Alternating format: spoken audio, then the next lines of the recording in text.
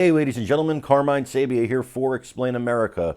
Folks, former President Donald Trump is livid prior to his arraignment in a Miami courthouse, but he makes a strong case with strong evidence that could see this whole thing thrown out of court and him exonerated in very quick fashion. Before we get started, please make sure you like, comment, share, and subscribe. Those little things really help us out and they help our channel continue to grow. Trump started out the day on his Truth Social account dropping bombs on Jack Smith, the special prosecutor, on the FBI, and on the case against him itself.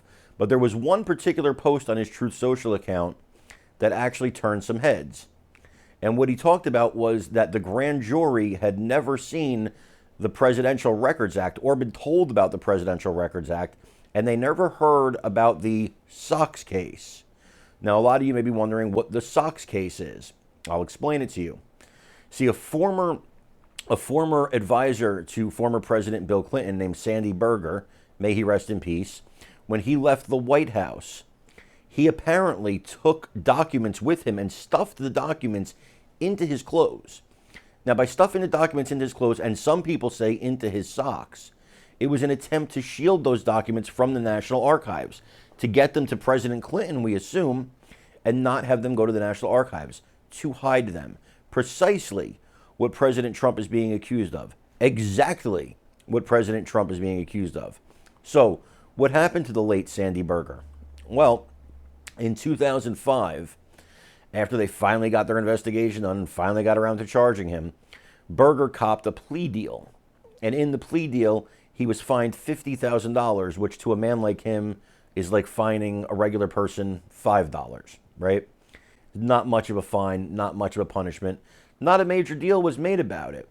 So that's the one thing that the president spoke about. The other thing the president spoke about is the Presidential Records Act. Now, this is important, and a lot of people believe it supersedes the Espionage Act. And as Alan Dershowitz says, it has to be kind of read in conjunction with the Espionage Act.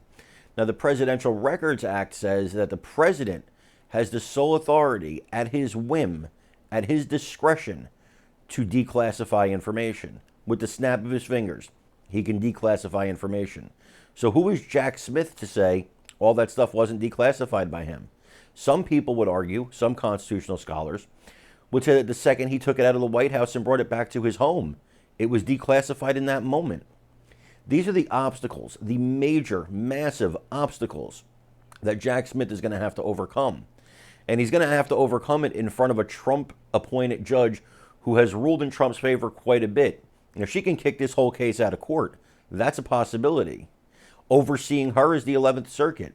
Overseeing the 11th Circuit, well, that's Supreme Court Justice Clarence Thomas. So a lot of things are going Trump's way.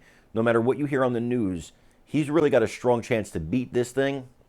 There's no guarantees in life, and there's no guarantees for him, and there's especially no guarantees in court. But he's got a very strong case, especially with the pieces of evidence he dropped today about the Sox case and the Presidential Records Act. I think he should hinge most of his case on those two things. Let us know what you think in the comments. That really is important to us. We love to read your comments, guys. Please make sure you also like, comment, share, and subscribe. Those things, of course, really help us out. We love you guys. God bless you. Take care, everybody.